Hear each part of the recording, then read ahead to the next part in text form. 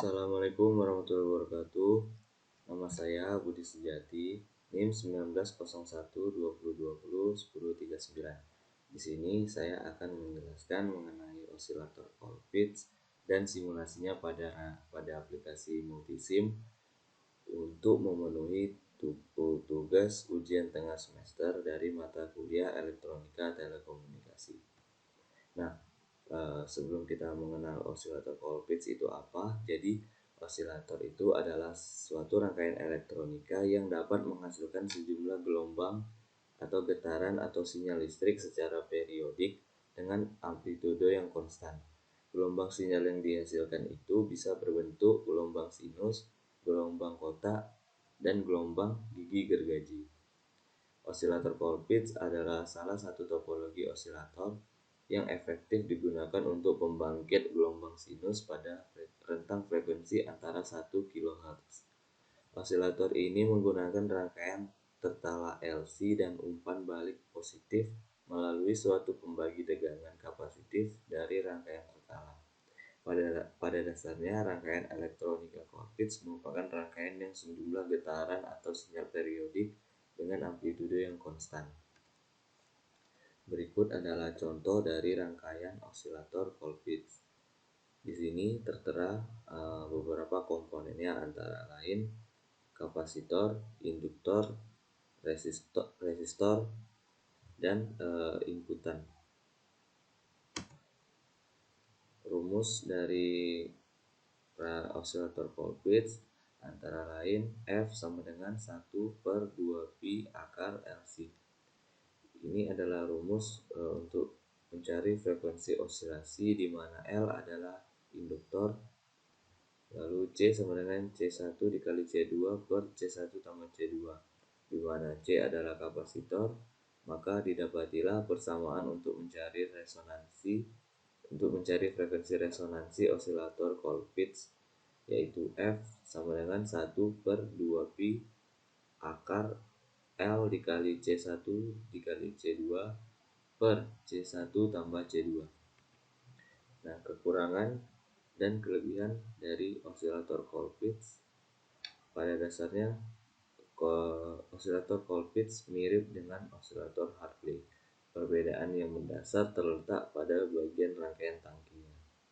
Kekurangan dari osilator Colpitts adalah stabilitas frekuensi yang kurang baik, sehingga untuk mendapatkan stabilitas frekuensi, osilator Colpitts dimodifikasi menjadi klep.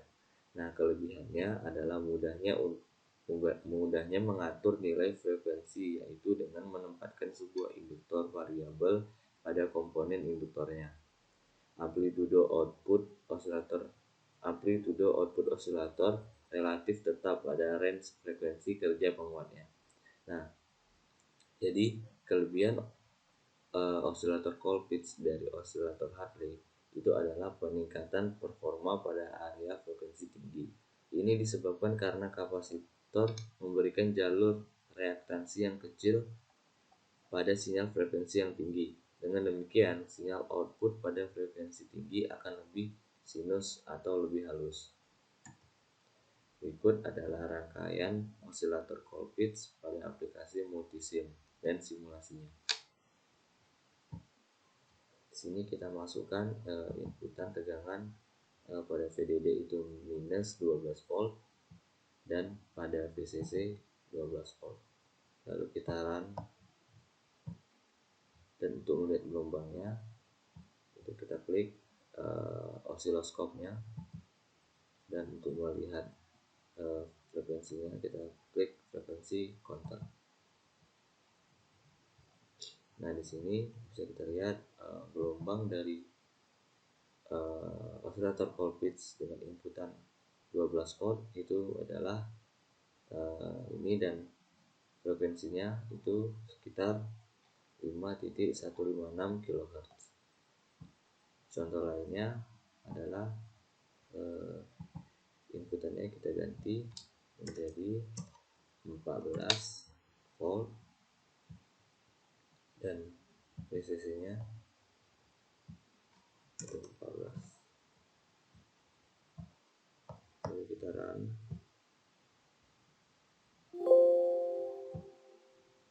klik osiloskopnya. Nah, ini adalah bentuk gelombangnya, dan untuk frekuensinya itu dia naik menjadi 5.157 kHz. Contoh lainnya adalah dengan inputan di VDD-nya itu sebesar -16,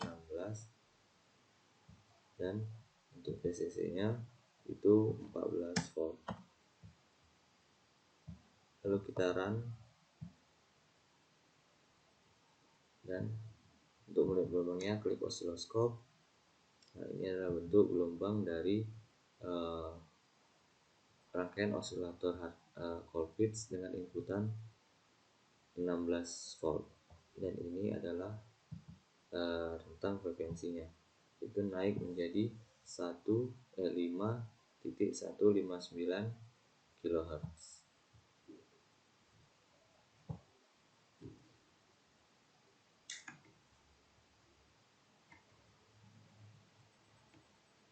Nah, dari percobaan simulasi di atas dapat disimpulkan bahwa pada simulasi ini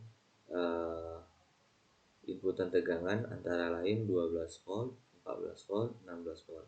Yang kita ketahui bahwa osilator Colpitts adalah osilator yang menghasilkan frekuensi lebih dari 1 kHz. Dan pada percobaan ini menghasilkan frekuensi tadi yaitu 12 volt, mendapatkan frekuensi 5165 kHz. Untuk yang 14 volt 5167 kHz, dan 16 volt 5169 kHz. Dapat disimpulkan bahwa setiap kenaikan dari inputan tegangan, maka frekuensinya juga ikut naik atau konstan dengan kenaikannya. Oke, sekian yang dapat saya sampaikan. Terlebih dan kurang saya mohon maaf. Saya akhiri, wabillahi taufiq wal hidayah. Assalamualaikum warahmatullahi wabarakatuh.